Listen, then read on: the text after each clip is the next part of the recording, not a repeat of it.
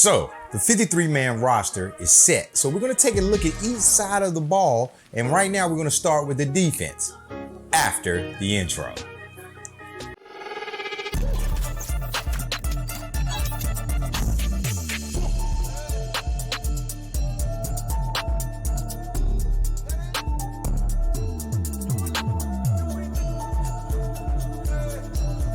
Hey, welcome back to the channel. It's your boy Bonafide, and this is Section 240, a channel all about the Tennessee Titans, but from a fan's perspective.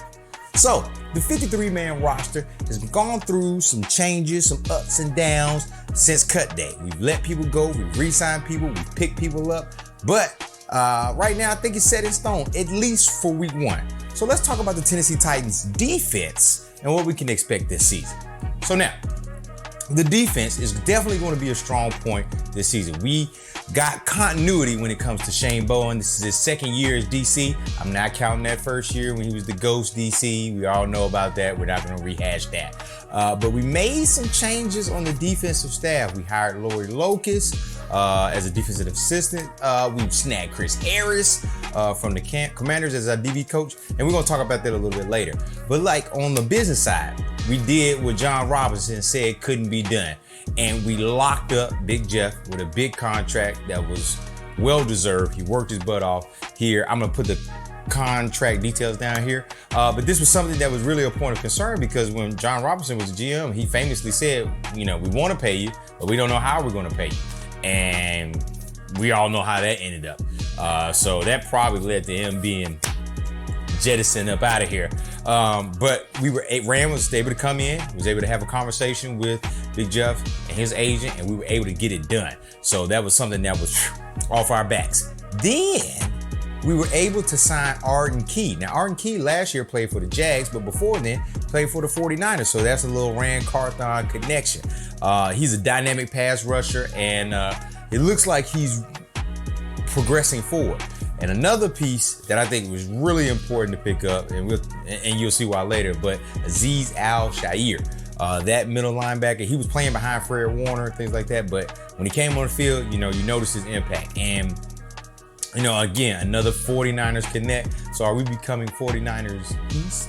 Nah, I don't know. Never know, because we were Patriots South. Yeah, you got it. But anyway, so Rand also picked up another corner, Sean Murphy-Bunting, in the defensive secondary. So, you know, he did a lot of work to kind of solidify this defense with some of the pieces that we already had, and then putting in some other extra added needed things. And then just this past week, we picked up Vildor. Vildor was a cornerback from the Bears, and Trevis Gibson. If you watch my other video talking about from the cheap seats when we played the Bears recap, you know who Trevis Gibson is.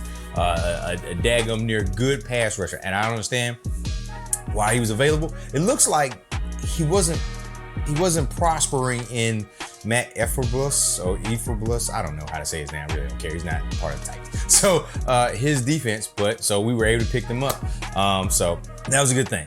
And another thing is we're freaking healthy. Finally, Harold Landry is back from the ACL. He got a couple of snaps in the preseason game, and, you know, for all accounts and purposes, knocked some of that rust off for not playing for a year, not hitting for a year. So we got Harold Landry back. Nico and Jeff, they are healthy. Remember last year when we lost to Nico, he was out for a couple of games, and then when we didn't lose Jeff, but we kind of lost what Jeff could really be, because he was always shooting his ankle up. He's a real team player, shooting his ankle up, trying to, you know, pay through the pain, but he just lost that push and that drive because of the injury. So we got them back. Christian Fulton is back, and he's healthy. And he basically showed out all training camp. He was really, you know, obviously his main responsibility was, you know, covering DeAndre Hopkins during practice, but he, for all accounts and purposes, in the joint practice that we had with the Vikings, you know, he had a one-handed interception. He was covering Justin Jefferson. So he covered him. So it looks like health is coming back around. Now, obviously, it's week 1. Everybody's relatively healthy. We'll see how that goes throughout the year. But having him back and also getting, you know, Molden back in the secondary is going to allow people to play the positions that they need to play. You know, Roger McCreary, I think he's really like a nickel slot guy, but he was playing on the outside a lot last year just because of injury. So definitely, you know, the health is a big key factor here. So we're gonna talk about some of the strengths and weaknesses, and I think one of the sections that I talk about may surprise you. So the strength, the pass rush. Now, there's an article that came out by Kevin Clark, I think that's his name, on The Ringer about Mike Vrabel. So it was a phenomenal read. I'm actually going to link it in the bottom in the description. So if you didn't get a chance to read it, you'll be able to read it there. But he mentioned in there that there were 3 things that wins football games. And one of those 3 things, I'm not going to spoil the article for you, but one of those 3 things was affecting the quarterback. And I believe, given the reports we got out of training camp and what we have as tools, and like I said, in the tool bag, this is going to be something that we're going to be doing very well this season. Like I said, we signed Arden Key, who really had a breakout season for the Jags. Travis Gibson is here, and he showed in that preseason game how disruptive he can be when he played against us. I think I remember Rand saying in the press conference that he saw what Gibson was doing and it kind of pissed him off. So when he saw he was available, he snatched him up. So now you look at this, you got Travis Gibson and you got Arden Key, and then you put these guys with a healthy Landry, who before the injury was cooking.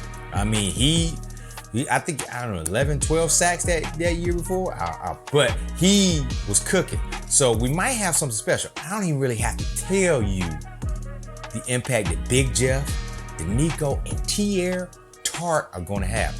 That middle is going to be awful.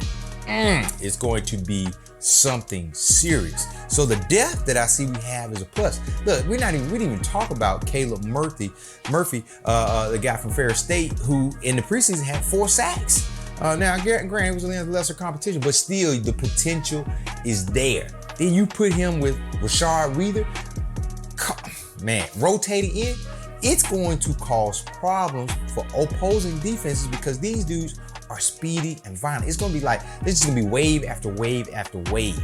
So I'm definitely interested, and I definitely believe that the pass rush is going to be a strength. Now, think about it. Are we improved in the secondary? It could possibly be. This offseason, we hired Chris Harris to be the new DB coach. Now, a lot of the, not noise, but a lot of the rumors surrounding Chris Harris is that he has the ability to turn mediocre secondaries into actual good ones. We look at what he did with the Commanders. I would even say a lot of no-name players from the Commanders, that he was able to turn that secondary around to it was a strong point for the Washington Commanders. I mean, they had a lot of problems elsewhere, but that secondary was keeping them in a lot of games for the most part. So we got him now, and he is running the, and look, watching some of the Titans channels, he's got a lot of energy to him, he kind of reminds me of, what's the coach? I can't remember the coach's name from Ohio State, but he patting the thing, my man catching no balls. So yeah, he kind of reminds me of that. I gotta remember that. It slips my mind. You know me, I'm gonna put the name right there. So now we got him, Chris Harris. He's coaching up there.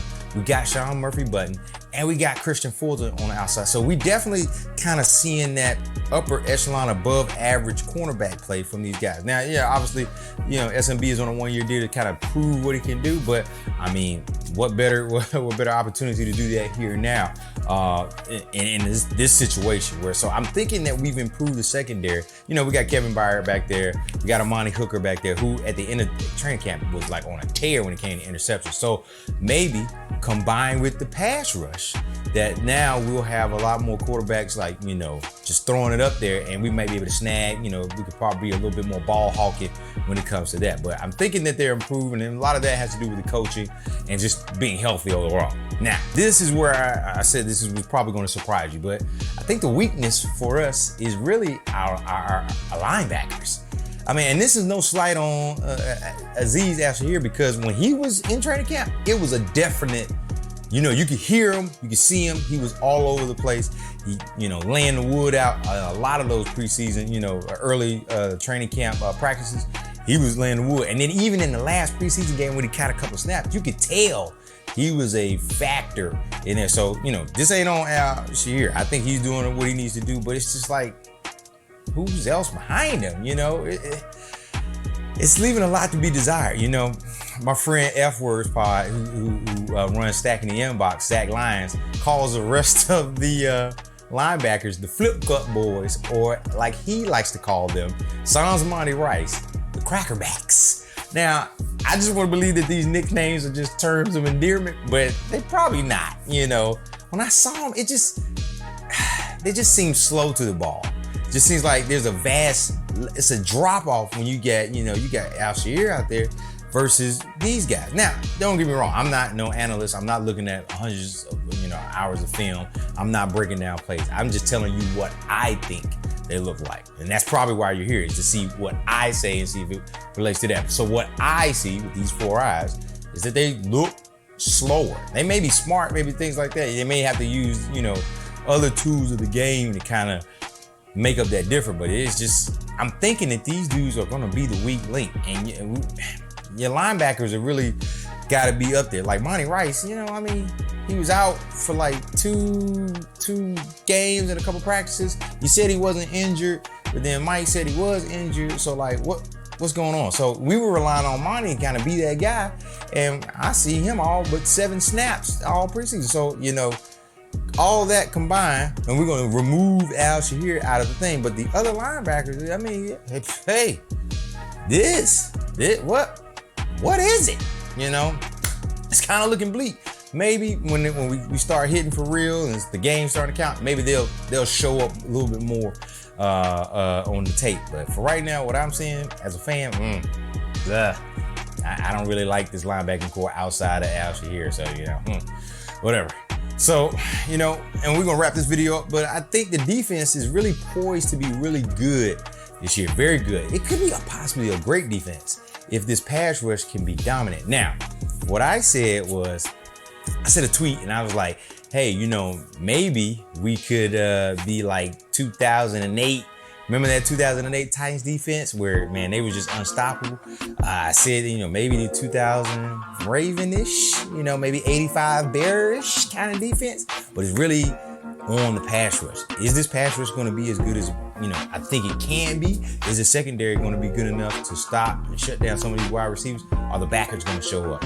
So, I really want to see all of this come together. And like I said, we didn't get a lot of viewpoints into that during these preseason games, but I think, maybe this is going to be a good defense. And, hopefully in part 2 that's coming up shortly, we can talk about the offense. Maybe we can marry these two together and make a deep playoff run. But if you made it this far, I appreciate you. So don't forget to like, comment, share, and subscribe. Because like I always say, there's plenty of room in the section for all of us, all right? We're making another video, and we're going to talk about the other side of the ball, the offense. So don't forget to check that one out. But, hey, I'm Bonafide. This is Section 240, and I cannot wait to hear Mike Keith, the voice of the Titans, say sack so loud. I'll see y'all later. Tighten up.